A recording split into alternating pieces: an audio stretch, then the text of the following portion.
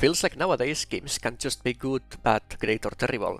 They are either the greatest game ever made or the worst game ever made. At least that's according to everyone on social media. This mentality is awful to have and ruins any sort of meaningful discourse that might be able to happen. First off, such claims are just plain stupid. How are you going to say that a game is the best or the worst if you haven't played them all? Secondly, people get very defensive when you try to convince them that a game isn't as good or as bad as they believe it to be. This makes it near impossible to have a proper conversation, as any comment about the game will be seen as an attack on them.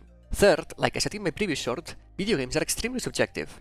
I think it's much better to say that a game is your favorite rather than claim it is objectively the best, because 99.9% of the time that's not going to be true.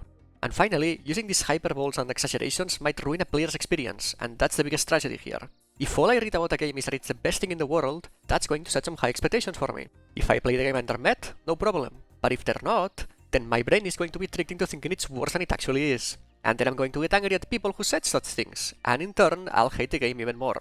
So for example, a game that I might have rated an 8 out of 10 will end up as a 6 out of 10 because people led me to believe it was a masterpiece when it wasn't.